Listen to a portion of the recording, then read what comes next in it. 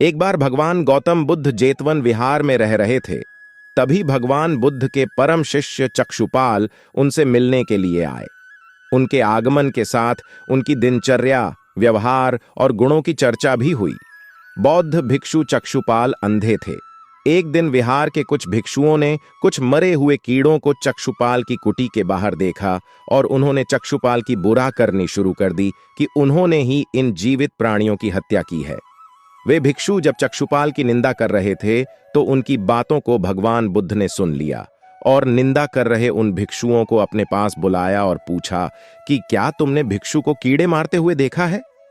तब भिक्षुओं ने उन्होंने उत्तर दिया, नहीं। इस पर भगवान बुद्ध ने उन साधकों से कहा कि जैसे तुमने उन्हें कीड़ों को मारते हुए नहीं देखा, वैसे ही चक्षुपाल ने भी उन्हें मरते हुए नहीं देखा और उन्होंने कीड़ों को जानबूझकर नहीं मारा है, इसलिए उनकी निंदा करना उचित नहीं है। भिक्षुओं ने इसके बाद पूछा कि चक्षुपाल अंधे क्यों हैं? उन्होंने इस जन्म में अथवा पिछले जन्म में क्या पाप किए? तो भगवान बुद्ध ने चक्षुपाल के बारे में कहा कि वे पूर्व जन्म में एक चिकित्सक थे। एक अंधी स्त्री ने उनसे वादा किया था कि यदि वे उसकी आंखें ठीक कर देंगे तो वह और उसका परिवार उनके दास बन जाएंगे। स्त्री की आंखें ठीक हो गईं, पर उसने दासी बनने के भय से यह मानने से इनकार कर दिया। और चिकित्सक को तो पता था कि उस स्त्री की आंखें ठीक हो गई हैं, वह झूठ बोल रही है। उसे सबक सिखाने के लिए या कहें कि बदला लेने के लिए चक्षुपाल ने दूसरी दवा दी। उस दवा से महिला फिर अंधी हो गई। वह कितना ही रोई पीटी, लेकिन चक्षुपाल को जरा सी भी दया नहीं आई। इस पाप के फलस्वरूप अगले जन्म में चिकित्सक को अंधा बनना पड़ा। फिर महात्मा गौतम बुद्ध ने उन भिक्षुओं को 7 खास बातें बताईं जिनका ध्यान रखने पर हमारे जीवन में हमेशा के लिए सुख बना रहता है।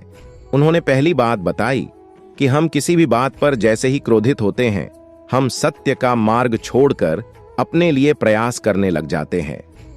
क्रोधित व्यक्ति स्वार्थी हो जाता है और सिर्फ अपनी ही बात मनवाने की कोशिश करता है।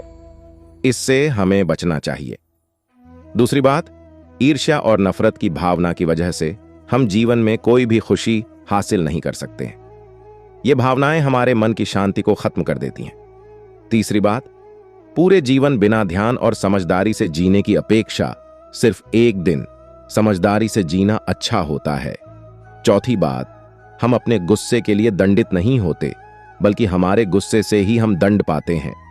पांचवी बात, जिस प्रकार भयंकर तूफान भी एक मजबूत पत्थर को हिला नहीं पाता है, उसी प्रकार बुद्धिमान व्यक्ति प्रशंसा या आलोचना से कभी प्रभावित नहीं होते हैं।